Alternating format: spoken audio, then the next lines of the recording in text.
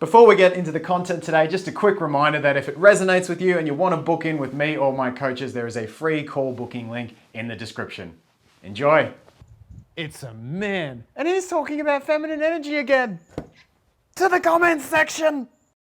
Feminine energy misconceptions. So, I think when I talk about feminine energy, mostly, honestly, it's received really, really well, actually, and I've always been very blessed by the majority of the comments sections. But sometimes when I say, hey, let's work on your feminine energy stuff, those that are still talking to me after that point then say, well, doesn't that mean this?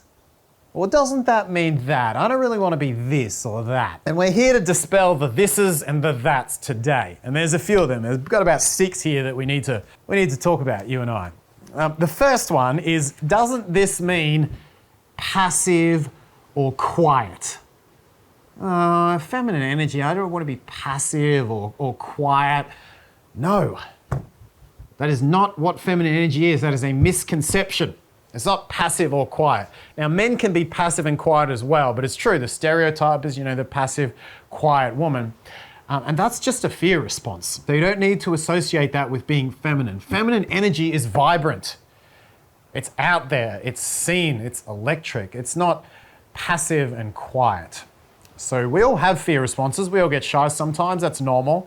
But don't think that when you hear a coach or when you hear someone talk about feminine energy or empowered feminine energy, they're talking about being passive or quiet, because they're definitely not.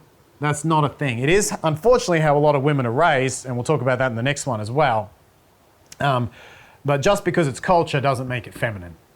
It just makes it culture, not feminine. Number 2, misconception, agreeable and nice. Sort of goes with the first one a little bit, and again, this comes back to culture. It's like, oh, I don't want to be feminine. That just makes me like really nice and really agreeable. No, it doesn't. Masculinity has other negative stereotypes, but not this one. The nice guy stereotype is definitely not seen as masculine, but for some reason, the nice girl stereotype is sometimes seen as feminine. And neither is really accurate. If you're in your feminine energy, you will get respect. You'll get respected. Feminine energy can't be fucked with. It's too powerful. It has boundaries. It makes you want to step up as a man, not bowl it over. Imagine a man that you not only feel safe with, but you really respect him as a masculine, as a man as well. That's how we feel with feminine energy women. We don't lose respect for them because they're nice and they're agreeable. We respect them because we feel emotionally safe with them. Not physically, but emotionally safe we feel with them. And we respect them. Because as I say, feminine energy can't be fucked around. So don't fall for that misconception. A third one is victim. Victim mentality. I say, hey, let's work on your feminine energy. It's like, isn't that just being a victim? No. It's not being a victim. Being a victim is just extreme underfunctioning. Extreme underfunctioning. It's saying, I trust myself so little that I'm just going to trust the rest of the world. I'm going to trust the golden hand. I'm going to trust the universe. Trust can be a great thing, but you never want to be an extreme. It's all in moderation. If you go, I'm going to be 100% in my feminine and completely trusting, but it gets to the point where you can no longer have responsibility, you can no longer trust yourself at all, you just trust the world so much, yeah, you're going to end up disempowered and you're essentially going to end up a victim. But that's not what feminine energy is. It's not what it's designed to be. You do need a little dose of masculine energy to balance it out, just like us guys need a little dose of feminine to balance it out. But when we talk about feminine energy, we are definitely not talking about being a victim. That is, no. Healthy functioning, not underfunctioning. Healthy functioning is applicable for both men and women. And a woman who's really in her empowered feminine energy is not going to be underfunctioning, especially not extremely underfunctioning to the point of victim. Number 4, there is a 4th stereotype that I hear thrown around a lot, and this is probably the biggest one, which is needy or dependent. There's this idea that, oh, if I'm feminine, I'm needy and I'm dependent and I don't want to be that. And this is especially you if you're one of those strong, independent women and you go, oh, I don't need no one, I don't need no man. Yes, you do. Yes, you do. Don't pretend that you don't. You need us and we need you, and anything else is a crock. Anything else is us BSing ourselves. We do need each other. You do have needs. You do need men. I do have needs. I do need women. Life would not be worth living without the other gender, and there's really no two ways about that. So needs are healthy. We forget that a lot. Needing people is healthy to the point where it slips into either unhealthy dependence or codependence. No, great, not so much. That's going into that victim mentality. But no, having needs, very healthy. So it's not a feminine energy thing to be needy and dependent. It's simply a human thing to have needs. So next time you think feminine, don't think, oh, that means being needy, dependent, etc. Wow, this one's not actually on my sheet, but emotionally controlling.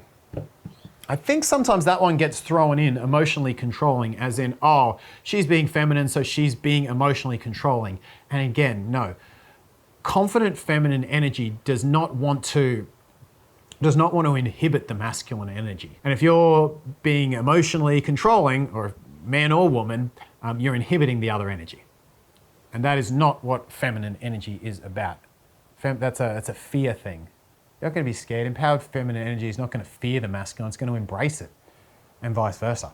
Number 5, I believe it is, maybe 6 counting the last one. Number 5, indecisive. Oh, I don't want to be feminine because I don't want to be indecisive. Well, look, the truth is most feminine women I talk to, especially most feminine heterosexual women, they like it when a man makes decisions. Tell me that you don't. You do, of course you do. You like it when a guy picks the date spot. You like it when a guy can take the lead. You like it when it's like he picks dinner and you don't have to make decisions. So look, for most feminine energy women that I talk to, as I say, especially heterosexual ones, being able to be indecisive is kind of a gift. But it's not like a laziness indecisive. It's you can make decisions. You just would rather the man does it a lot of the time. There's nothing wrong with that. I always think 2/3, 1/3 is a good balance. It's a great balance. If you're going, hey, I'm 2/3 in my feminine, 1/3 in my masculine, and he's 2/3 in his masculine, 1/3 in his feminine, that's going to be a great balance. 1/4, 3/4, same thing. Again, it's not that you can't make decisions. Of course you can. Sure. Complete, total indecisiveness, victimhood, that's not what we want, and it's not feminine energy. But yeah, being able to relax, to trust, to have someone else make the decision, the vast majority of women I talk to, that is exactly what you want. And maybe that makes this one less of a misconception and more of a misunderstanding of feminine energy. And finally, purposeless. I don't want to be a feminine, I want to have a purpose. Feminine energy is not about being purposeless.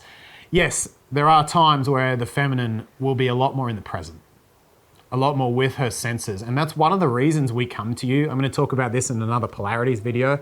One of the big reasons we come to you is to get out of our planning, forward-thinking heads, out of our purpose and into our bodies, into our senses. But again, it comes back to that balance. Most empowered masculine men don't want a 100% full-side feminine woman, because then you're not going to be able to make any decisions yourself. You're not going to have any of your own purpose. It'd be a complete dependent. So that's not what this is. Empowered feminine energy can be balanced by its own purpose. You're always going to have a bit of masculine energy within you. So if we're talking about being more feminine, it doesn't mean giving up your purpose. It may mean spending some time in the present and being with your senses, but it certainly doesn't mean being purposeless. So, what does feminine energy mean to you? Put that in the comments. I'm very curious to hear if you agree or disagree with this, or if you want to unsubscribe now you've watched this. And please, if you don't want to unsubscribe and you're not subscribed, hit the subscribe button with the little bell.